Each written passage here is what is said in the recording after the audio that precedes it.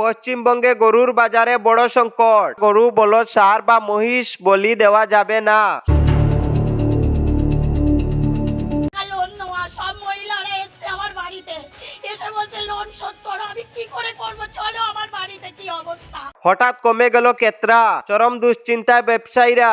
পশ্চিমবঙ্গে নতুন সরকারি নির্দেশিকার পর গরুর বাজারে কমেছে কেনা বেচা বলে দাবি ব্যবসায়ীদের একাংশের।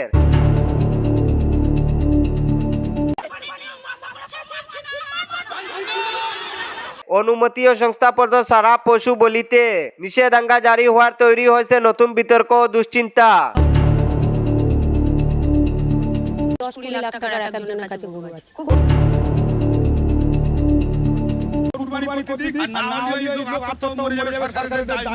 তাহলে এই খবরটি বিস্তারিত জানার আগে আমাদের ইউটিউব চ্যানেলটি সাবস্ক্রাইব করে রাখবেন এবং আমাদের ফেসবুক পেজে দেখে থাকলে ফলো করে রাখবেন, অবশ্যই আরো নতুন নতুন আপডেট পাওয়ার জন্য। পশ্চিমবঙ্গের বিভিন্ন গরুর বাজারে এবার দেখা দিয়েছে অস্বাভাবিক পরিস্থিতি। ব্যবসায়ীদের দাবি, আগের মতো আর গরু কিনতে আসছে না ক্রেতারা। বিশেষ করে কুরবানির আগে যেসব বাজারে হাজার হাজার মানুষের ভিড় দেখা যেত, সেখানে এখন অনেকটাই কমে গেছে কেনা বেচা। সোশ্যাল মিডিয়ায় ভাইরাল হওয়া একাধিক ভিডিও ও গ্রাউন্ড রিপোর্টে কিছু হিন্দু ব্যবসায়ী অভিযোগ করেছে, বাজারে গরু নিয়ে এলেও ঠিকমতো ক্রেতা পাওয়া যাচ্ছে না, ফলে বড় আর্থিক ক্ষতির আশঙ্কায় রয়েছেন তারা।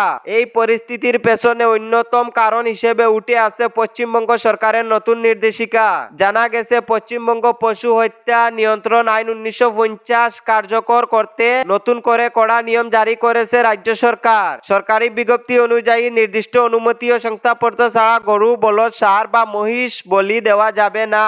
শুধুমাত্র পৌরসভার চেয়ারম্যান বা পঞ্চায়েত সমিতির সভাপতি এবং সরকারি পশু চিকিৎসকের যৌথ লিখিত অনুমতি থাকলেই কোনো পশুকে বলির উপযুক্ত বলে ধরা হবে জানা গিয়েছে। এছাড়াও নির্দেশিকায় বলা হয়েছে, পশুটির বয়স 14 বছর বেশি হতে হবে অথবা বার্ধক্য, আঘাত, বিকৃতি বা গুরুতর রোগের কারণে স্থায়ীভাবে অক্ষম হতে হবে।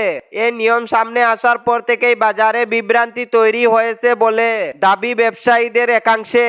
অনেকেই বলেছেন, ক্রেতারা এখন আগের মতো সহজে গরু কিনতে সাহস পাচ্ছেন না, ফলে খামারি ও ছোট ব্যবসায়ীদের মধ্যে দুশ্চিন্তা বাড়ছে।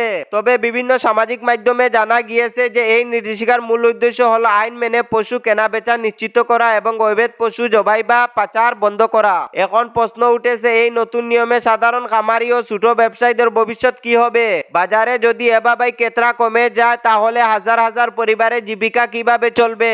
তবে অনেকেই আবার বলেছেন, ভারত একটি গণতান্ত্রিক দেশ, আইন মেনেই সব ধর্মের মানুষ নিজেদের ধর্মীয় অনুষ্ঠান পালন করবেন। কেউ গরুর পরিবর্তে ছাগল, ভেড়া বা অন্য অনুমোদিত পশু দিয়ে কুরবানি করতে পারে।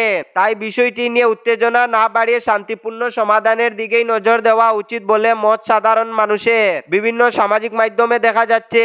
তাহলে আপনাদের মতামত কি? কমেন্ট করে জানাবেন এবং আমাদের ফেসবুক পেজটি ফলো করে রাখবেন। অবশ্যই ইউটিউব চ্যানেলটি সাবস্ক্রাইব করে রাখবেন, পাশের বেল আইকনটি বাজিয়ে রাখবেন আরো নতুন নতুন আপডেট পাওয়ার জন্য। ধন্যবাদ।